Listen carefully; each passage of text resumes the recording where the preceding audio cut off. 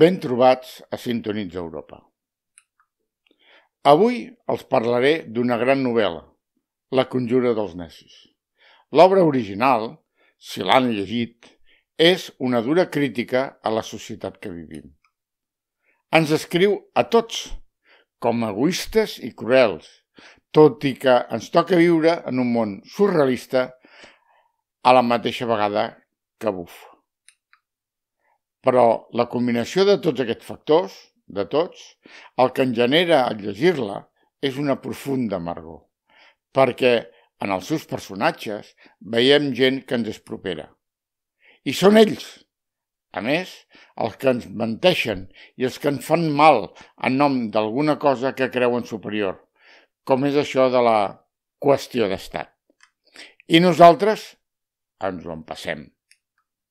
Ens empassem que ens intentin vendre que els interins no tenen raó, quan un treballador amb 3 anys de prestar servei en una empresa normal queda fix, i si no, l'acomiadament és el màxim permès per la llei, i a més la inspecció de treball crucifica a l'empresari.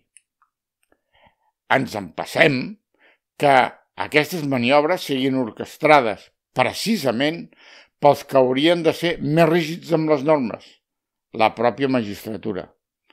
I és que, sorpreneu-vos, hi ha interins jutges també. Ens empassem que els funcionaris de carrera facin la gara-gara a aquests magistrats superbs, perquè ells sí van passar una oposició. I els altres, després de 20 anys de partir-se l'espinada i treure'ls la feina, aquests altres ara no pertanyen a la classe funcionarial. Ens empassem que les diverses institucions hagin ajornat i engreixat el problema des de la dècada dels 80, i això d'una forma quasi delictiva.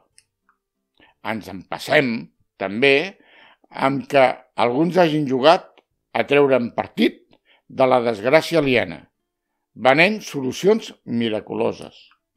I això ho dic en especial referència al dret de la Unió Europea, que no és un dret pensat per la defensa del dret de les persones. I ens empassem, finalment, uns polítics que després de reunir-te amb ells et donen 2 copets a l'espatlla i als 5 minuts ni se'n recorden que vas estar amb ells. Això sí, pel que fa quan els poses davant dels seus actes, et diuen de tot, fins i tot traïdor. En fi, l'única via és insistir judicialment, insistir davant de les institucions europees, insistir amb els polítics i denunciar una magistratura còmplice i classista. Insistir i saber que els interins han estat sempre a peu d'obra i pel que coneixen, pel que han vist, podrien enfonsar a més de 1.000. Si el vídeo el consideres interessant, comparteix-lo i s'agraeix que et subscriguis al canal activant la campaneta. Espero les teves opinions. Bona tarda.